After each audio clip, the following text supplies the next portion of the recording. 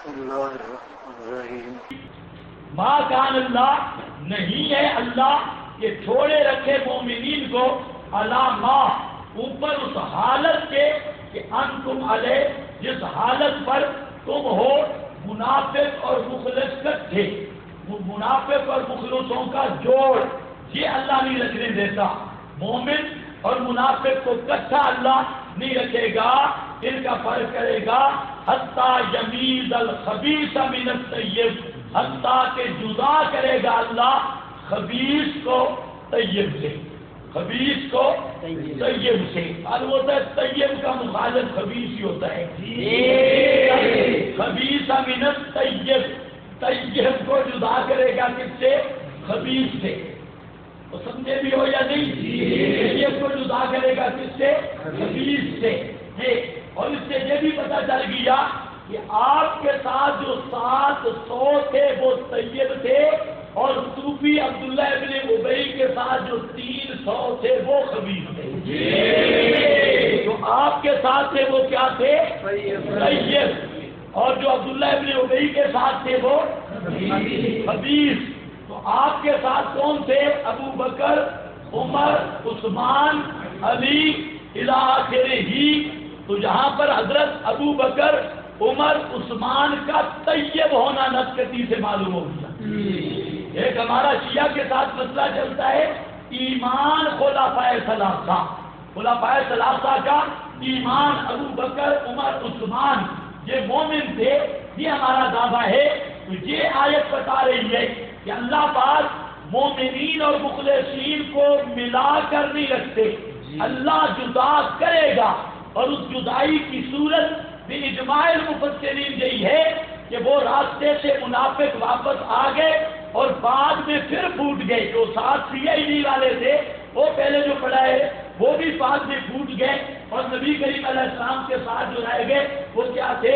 طیب۔ اور جو بڑے طیب تھے وہ آج بھی آپ کے ساتھ تھے۔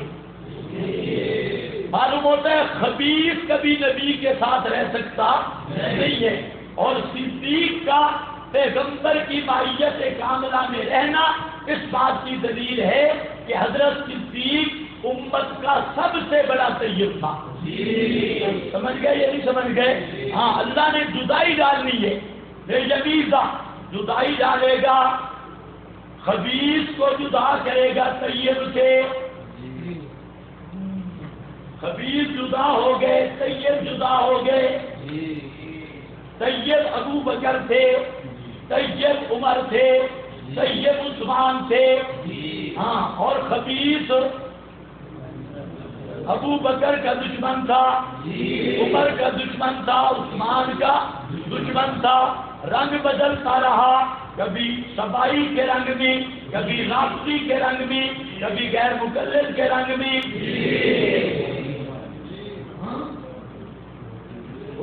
تھوڑی جدا ہوئے 20 سے 8 والے، 3 سے 1 والے،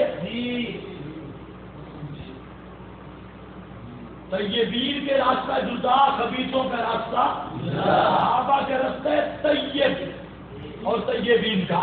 اور جو صحابہ کے مقابل آ رہا ہے وہ کیا ہے؟ خود خبیث، مذہب خبیث، راستہ خبیث، یہ سب کچھ ملا خبیث۔ یمیز الخبیث من الطیب، اللہ جدا کر دے خبیث کو طیب سے۔ اب ذرا خیال کرنا ہے، پتہ نہیں اللہ کہہ رہے ہیں آپ سمجھ جائیں۔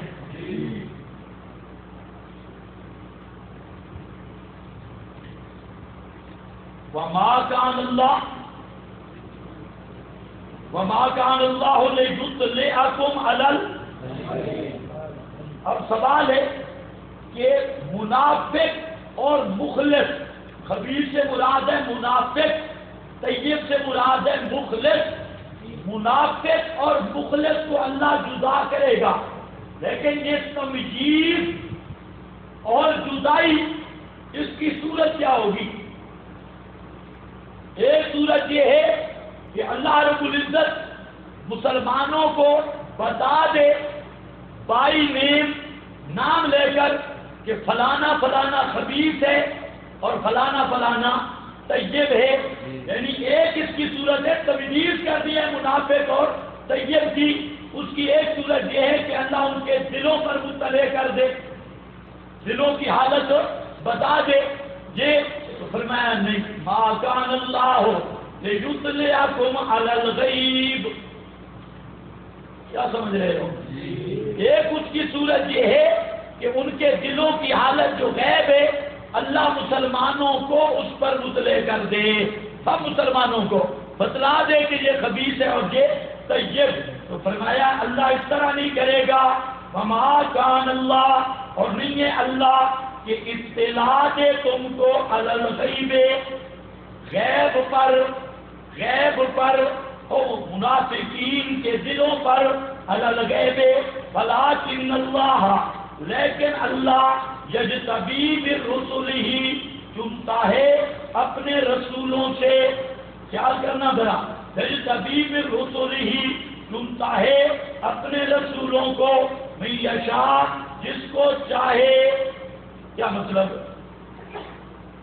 اللہ فرماتی ان کے دلوں پر مطلع نہیں کروں گا، لیکن اللہ چنتا ہے اپنے رسولوں کو جس کو چاہے، اور رسول پر بھاری احکام نازل کرتا ہے. اسی سے منافق اور مومن کا فرق ظاہر ہو جاتا ہے کہ کون بھاری احکام مانتا ہے اور کون بھاری احکام سے بچتا ہے. ایسے جی سمجھ کوئی بھی نہیں آیا. یہ لیکن پیچھے لگ ہی نہیں رہا.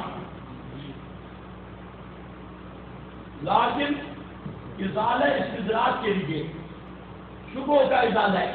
اب پھر کہہ رہا ہوں سمجھو، یہ معنی شاید نیا آپ کو معلوم ہو رہا ہے. اب ذرا دیکھو، اللہ نے فرمایا حتی یمیز الخبیث من الطیب. اللہ رلی ملی حالت پہ نہیں چھوڑے گا کہ منافق مومن کٹھے رہے. اللہ منافق اور مومن کا ضرور فرق کرے گا. اب اس فرق کرنے کی ایک صورت یہ تھی کہ مومنوں کو منافقین کے دل پر مطلع کر دے اور بائی نیم بتا دے کہ یہ منافق ہے اور یہ کیا ہے؟ مخلص. اس کی ایک صورت یہ ہے. فرمایا یہ صورت نہیں ہوگی.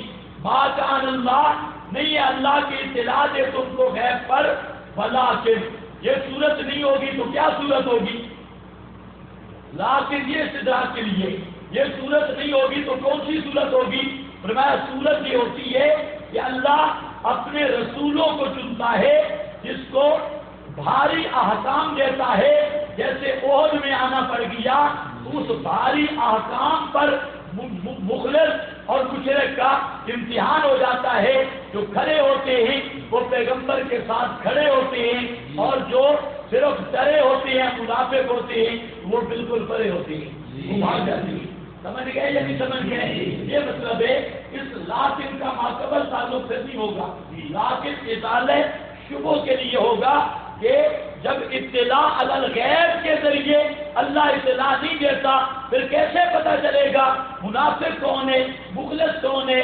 فرمایا اللہ اپنے رسولوں کو چنتا ہے، رسولوں پر بھاری احکام نازل کرتا ہے. جو مخلص ہوتے ہیں قبول کر لیتے ہیں، جو منافق ہوتے ہیں وہ دور ہو جاتے ہیں. یہ کسوٹی بن جاتی ہے مخلص اور منافق کے درمیان. یہی جنگیں اور اس طرح کے بھاری احکام. اس لیے فرمایا فآمنوا باللہ ورسولہ، بس ایمان لاؤ ساتھ اللہ کے اور اس کے رسولوں کے. یہ ایک تقریر تھی. اس تقریر میں لیکن کا ماقبل سے کوئی جوڑ نہیں. یہ شبہوں کا جواب ہے. تقریر یہی ہے بڑی زبردست بہترین تقریر ہے. نمبر 2، یہاں سے بریلے آ گئے. بریلوں نے جا کر کہا کہ اس سے جمیما یکون ثابت ہے اس آیت سے. کیسے؟ کہتے ہیں کہ وما کان اللہ، نہیں ہے اللہ کہ اطلاع دے تم کو علی الغیب، کل غیب پر. الف لام استدراک کا، کل غیب پر. اللہ تم کو کل غیب پر مطلع نہیں کرتا. ولکن اللہ، لیکن اللہ پاک چنتا ہے اپنے رسولوں سے جس کو چاہے، بس اس کو کل غیب پر مطلع کر دیتا ہے، یہ مذہب معذوف ہے۔ یہ جو بریلویوں والا عقیدہ ہے یہ کیا ہے؟ محذوف۔ کیسے مانا کریں گے؟ آپ بولتے نہیں ہیں پھر آگے چلیں، بزرگوں بولو، مانا کرو، ولیکن اللہ، یا اللہ نہیں اطلاع کرے گا تم کو کل غیب پر، لیکن اللہ چنتا ہے رسولوں سے جس کو چاہے۔ بات تو کوئی نہیں بنی، آگے اب مذہب معذوف ہے، آگے جس کو چاہے کل غیب پر مطلع کر دے، یہ کل غیب پر مطلع کر دے، یہ اندر مذہب معذوف ہے۔ جس طرح چائے میں ہوتی ہے نا دودھ اور چینی چھپی ہوتی ہے، یہاں پر بھی مذہب چھپا ہے۔ الجواب، جواب یہ ہے کہ یہ تقریر تو میری تحریف سے گزری ہے اور مفاسد کثیرہ اس سے لازم آئیں گے۔ تو ہم کہتے ہیں یہاں پر اگر آپ والا معنی کرے تو پھر یہ معنی بنے گا کہ ما کان اللہ لیطلعکم، نہیں ہے اللہ اطلاع کرتا ان پر کچھ غیب کی، کل غیب کے نہیں۔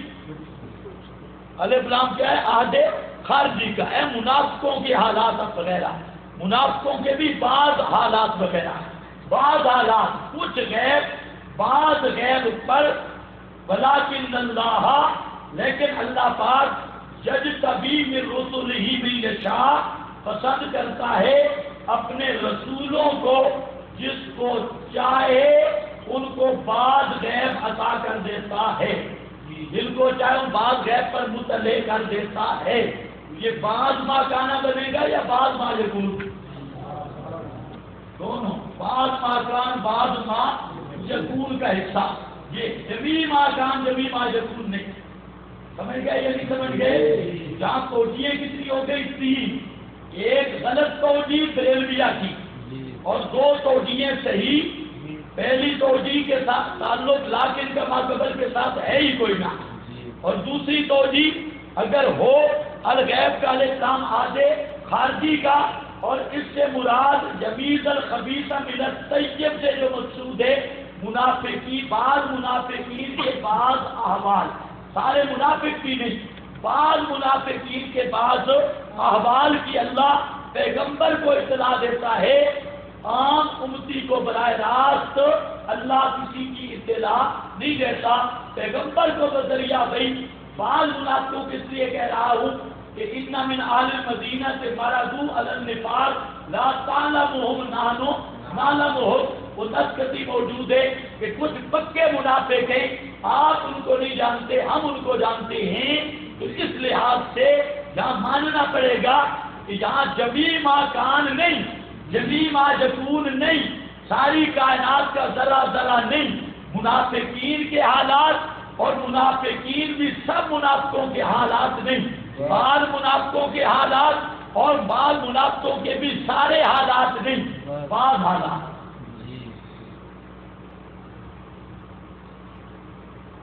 بہت تو نہیں ہو گیا؟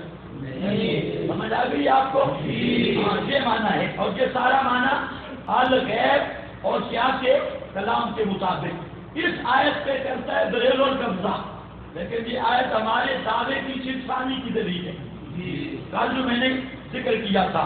اب اس پر حوالہ جات بھی لکھے ہیں، اوپر دیکھ لو، اور لکھے ہیں آپ کے پاس، اب میں آپ کو نہیں لکھواتا، میرے پاس بہت ہیں، لیکن آپ کے پاس جو لکھے ہیں فی الحال اسی پر اکتفا فرما لو۔ کیا ہے؟ آزمائش کے بغیر خدا تعالیٰ ہمیں وَيُطْلِعُهُ عَلَىٰ عَنْ غَیْبِهِ بَعْضِهِ، اللہ اطلاع کرتا ہے جس کو چاہے اپنے غیب سے، یعنی بعض غیب پر ہے بھی اطلاع، ہے بھی بعض غیب پر، جس کو ہم کہتے ہیں بعض ما کان بعض ما، اور وہ بعض بھی ساری کائنات کا نہیں۔ یہاں احمد یار کہتے ہیں اللہ کی نسبت بات، اللہ کی نسبت بات ہے، ساری کائنات کا نہیں، حتی یمیز الخبیث من الطیب، منافقین کا اور منافقین بھی سارے نہیں، لا تعلمہم، بہت سارے منافقوں کو آپ نہیں جانتے، احوال بھی سارے نہیں، بعض علامتیں بعض چیزیں وہی کے ذریعے بتا دیتا ہے۔ چنانچہ بعض روایتوں میں بھی آیا کہ آپ نے 12-13 منافقوں کو نکالا مسجد سے کہ تم نکل جا فلانا بے ایمان تو منافق ہے، تو اللہ نے آپ کو اطلاع کر دی، تو اس کا تو کوئی منکر نہیں۔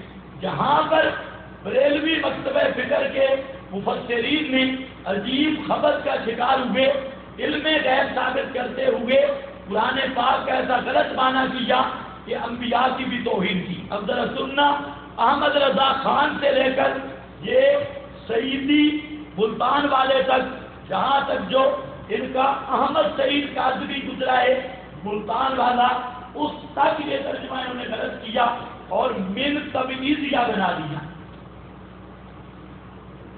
کیا بنایا؟ من، کیا کیا مانا؟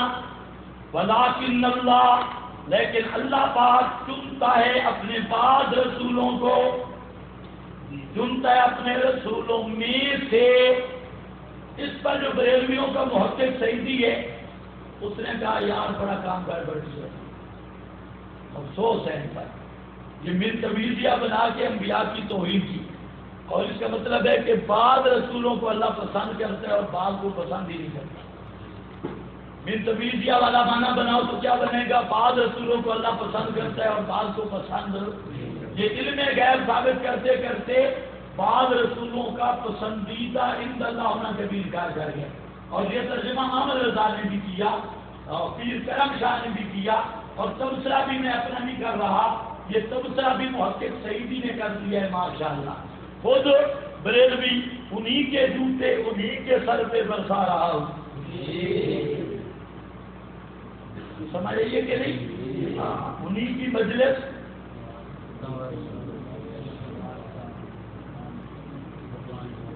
انہی کی محفل سنوارتا ہوں، چراغ میری نہیں ہے، چراغ میرا ہے رات ان کی، انہی کی مجلس سنوارتا ہوں، زبان میری ہے بات ان کی۔ تو سعیدی نے احمد رضا خان، کرم شاہ، گھوٹوی، ان کا بڑا مولوی گزرا ہے گھوٹوی، گھوٹوی سر بھی لکھی ہے، سر گھوٹوی، وہ گھوٹوی غلام محمد، اور اسی طرح سب کا نام لکھ کے کہتا ہے، انہوں نے بڑا خطرناک ترجمہ کیا ہے کہ من تبعیضیہ بنا دیا، حالانکہ یہ من للتبیین ہے۔ یہ بات سعیدی کی ٹھیک ہے، سعیدی ہے مشرک پر بات پتے کی بتا دی، احتریف ان القذوب قد یسلک ولکن اللہ یجتبی من رسلہ من یشاء فآمنوا باللہ، پس ایمان لاؤ ساتھ اللہ کے اصول بہت اول ورسلہ، اور اس کے رسولوں کے ساتھ، فإن تؤمنوا وتتقوا، اگر تم نے ایمان لایا اور بچتے رہے، فلکم اجر عظیم، سمرا، بس واسطے تمہارے اجر ہے بہت بڑا،